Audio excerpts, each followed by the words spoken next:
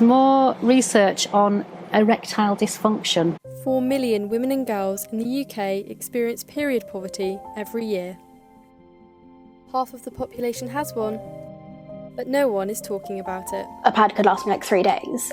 There was a good 3-month period where I didn't leave the house. When you sit down with someone and you listen to their first-hand experiences, it really, really puts it into perspective. I have been travelling the country to ultimately discover how deep the issues surrounding period poverty in the UK really go.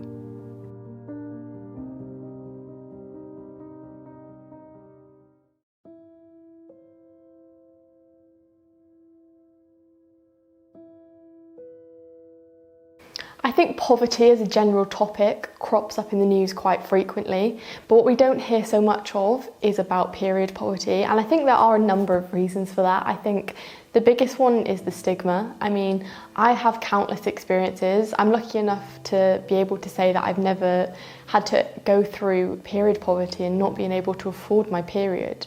But I've definitely, and I think people can relate to, what makes this topic so relatable is the fact that probably every person who has their period has got an instance or an experience where they feel a bit dirty and a bit shameful because of something that's happened to them. Poverty is such a strong word and it holds a lot of weight, and I think it would be easy for people in 2023 in the UK to say, surely period poverty doesn't exist in our generation.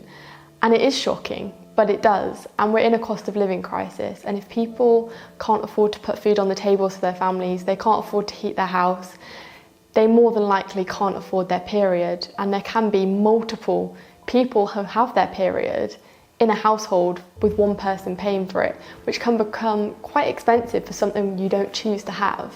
I mean, we have a situation, a crisis I would call it, in the UK in 2023 when we have 4 million women statistically every single year who are struggling to buy period products. How on earth is that acceptable? Nearly 1 in 8 women in the UK in the last year struggle to buy menstrual products for themselves or for someone who is dependent on them. Everyone is feeling the effects of soaring inflation and the cost of living crisis. Period products are free for school children in the UK whose schools sign up to receive them, but they are rarely easily accessible. This is the legislation, and reality, as I'm going to find out, is not always representative. Over a quarter of women in the UK have received negative comments about their period. And half of the women who struggle to afford period products have kept them in for longer or used alternative materials such as tissue.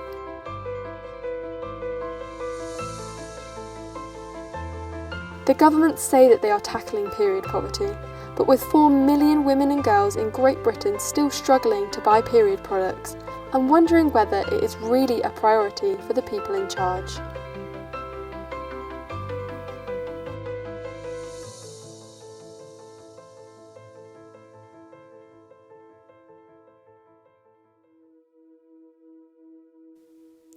Today, I'm meeting Lucy. She's 24 and experienced period poverty throughout her time at university in 2019. I'm interested to hear what life was like from someone who has experienced it firsthand and the impact it had on such a crucial part of her young adult life.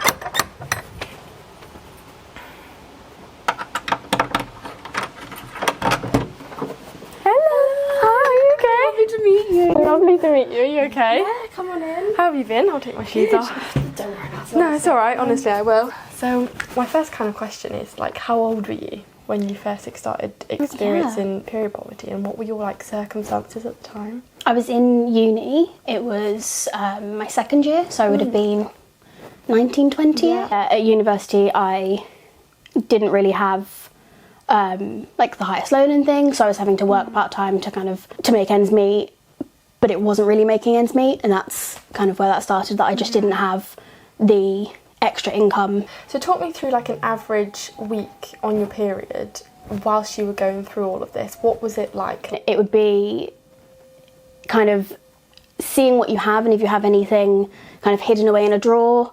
Do you mean period products or? Yeah, or kind of, because sometimes you do just have like that one lurking that you forgot about. Usually you don't, and then it's toilet paper, like basically making yourself a nappy around your pants, and leaving that for as long as possible, because again, like, toilet paper costs money and you then have to go and buy that. So I would use like the toilet paper on campus. A lot of time I would also take that home to use as toilet paper as well, because again, that's just another thing you can't really afford. So on campus, you'd go into the toilets and kind of wrap up, or at work I'd do the same, like use what they had. Sometimes you'd ask, and then again, if you got a pad, it was making that last as long as possible. So like a pad could last me like 3 days, and that's great, but also then you feel just like really unhygienic and really horrible, because you've been wearing the same dirty pad for however many days. Again, if you got a tampon, same thing, like 2 days, and then you're worried about like toxic shock syndrome and things like that, because there's so many horror stories about leaving them in too long, but you'd really, really want to, because you're like, this is like, it's something, you know? There was a good 3-month period where I didn't leave the house. Really? Yeah. And I was eating like just noodles. I had a kettle in my bedroom, and that was all I could like really afford, was like those packet noodles. I wasn't getting like fresh veg, I wasn't seeing people. And all my friends, they were kind of like, oh, she's just studying, she's just doing deadlines, she doesn't really like going out. And it was just like, I couldn't. So I had this like rep of like, oh, Lucy never goes out, so we won't ask her. My mum hadn't even really told me about periods, and I remember she was at work when it started. I was on an inset day randomly, and had to like run and find my sister and be like, I don't know what's happening, I'm bleeding. And she was like, oh yeah, that's your period, here's a tampon. So I had a lot of like embarrassment around periods anyway, because most of my friends didn't start until they were like 14, 15, so I was really, really early. And then these kind of accidents happened and things. So when I got to the age where I couldn't really afford to have period products, I was already so in my head about like, periods are really bad, periods are quite shameful, you don't really talk about it, it's really embarrassing if something does happen. So I think that definitely like affected my mindset. And I went to a girls' school, so you'd think that it would be a lot more... Yeah, because you didn't have boys sniggering in the corner or something like that. You thought they might have been a little bit more open about it. But they were just really... Again, I just think they didn't want to teach you. They were just like, oh, you'll find out when you get it. I'm so thankful for Lucy for sitting down and having that really open conversation with me, because it's so difficult to do that, and I just think she's so brave to talk about the thing that no one is talking about. That's the whole reason we're here making this, is because there's no one talking about it. It's such a taboo. So for her to sit down and really have just like a really candid conversation and be so open, I'm really, really grateful for. And I've also learnt so much, the whole not having free period products in universities when she was there, and just what life was like. I mean, you hear about it, and coming into this I knew it was such an awfully, just can't even comprehend it kind of situation. But when you sit down with someone and you listen to their first-hand experiences, it really, really puts it into perspective. And more needs to be done.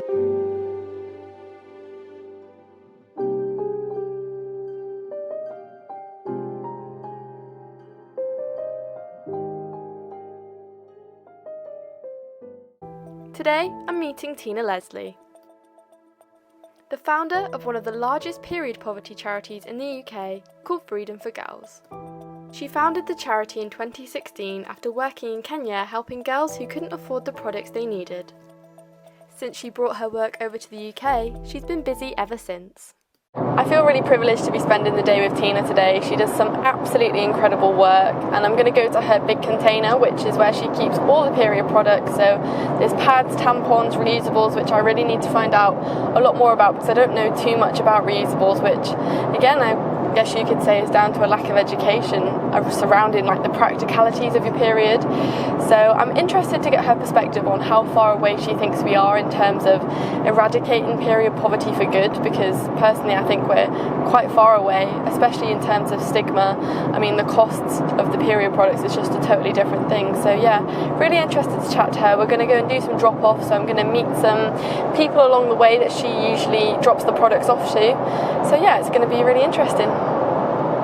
The majority of people who are suffering as a result of period poverty are wrongly not likely to reach out for help due to embarrassment and shame. This is one of the main reasons why stigma is such a crucial element that needs to be eradicated.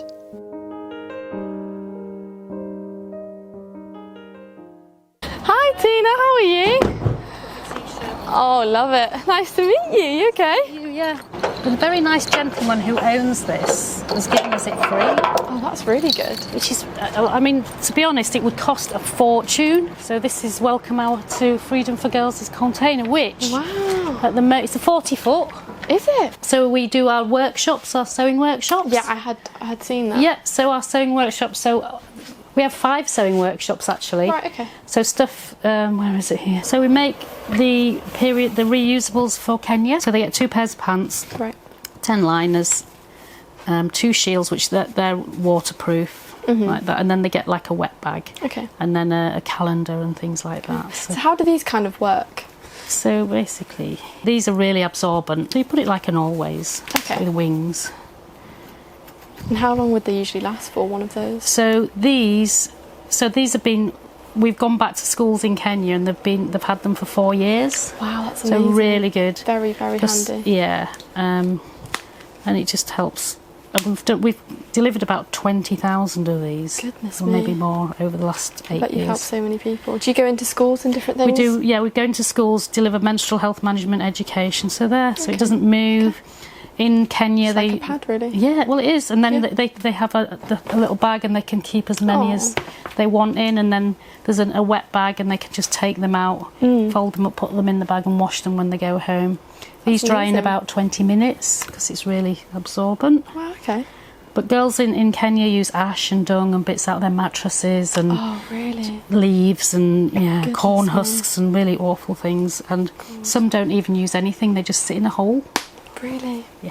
Oh my goodness. And there's a lot of, in Kenya, there's a lot of transactional sex goes on for pads. So girls have sex with boys or picky drivers or taxi drivers. Anybody who's got money.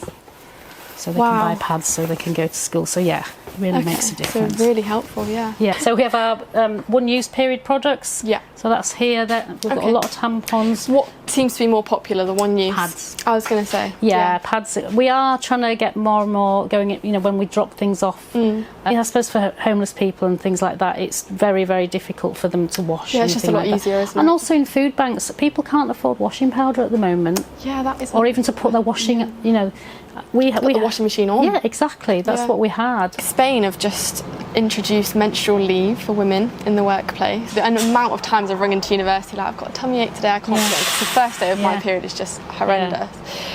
I think it should be a thing, but I also, there's a part of me that thinks, will it put women at a disadvantage in the workplace? Yeah. I just wanted to kind of get your opinion on it. So there's a lady called Look Up Sally King. She's done 10 years of research on this. Okay. And actually, what we should be doing is finding out why these women have got really bad pain, why we've got, why you've got heavy periods, why are we missing school. There's more research on erectile dysfunction than there is on any women's menopause or period problem or endometriosis, or more money is on. Oh my God. Yeah, do a lot of talks and things like that, and we've come across loads and loads of issues. Every teenager we talk to has got the same issue, and some girls are just missing school. I can't even think about going to school without having to go and change my pad. We did actually education a couple of years ago before this all started with the school, and that's what came out, that we want to go to, why are you locking the toilets? Why can't we go in lesson time? If we start our period, we're more thinking about, are we going to leak, than actually what's on the board. Of course, that happened in my school. Talked about the alternative like materials that they're using in Kenya, what sort of things are girls using in the UK that can't access period I mean, products? again, it's toilet paper, it's socks, it's t-shirts. I know of a lady who she had really, really heavy periods, and she was using pieces out of her pillow case, you know, tea towels, It's just anything. not acceptable, is It's it? not, no, and it's unhealthy. We're really honoured to get the Queen's Award for volunteering in 2021, which is like the highest accolade you can get for a charity. That's You've only been a amazing. charity 2 years. And we're both from the Queen. That's amazing. I wondered if the King had been in power, it might have not Very got the true. same thing. Yeah. 6 years, 7, 8 years I've been doing this. It's got worse. It's not got Really? any better. It started, you know, it was on an even plane up until the pandemic hit, and then it just absolutely rock bottom. So people were on furlough, which is great, but 80% of their salaries, you know, if 60% went on rent, 20% on their bills, where was the other 20% coming from their hygiene products and their food? So massive issues. And then after COVID we came out, it was fine, and then the cost of living crisis is just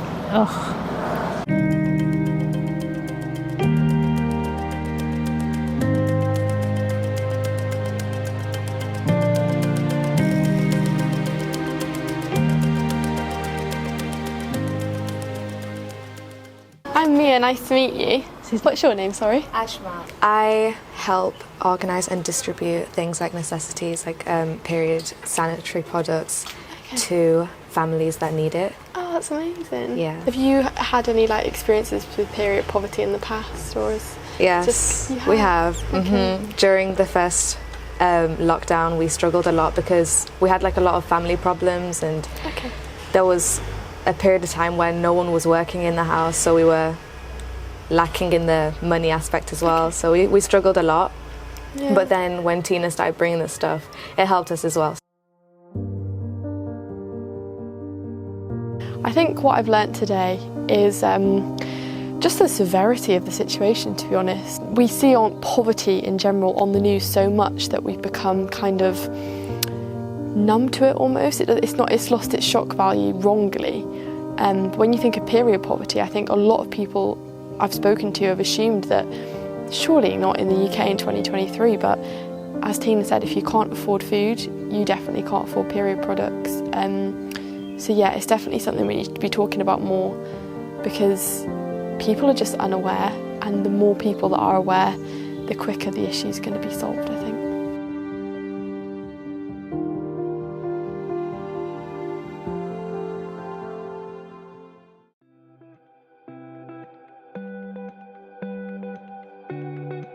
Today, I'm in the Valleys. I'm off to Cardiff to meet two sisters who have been campaigning relentlessly for an end to period poverty for 4 years.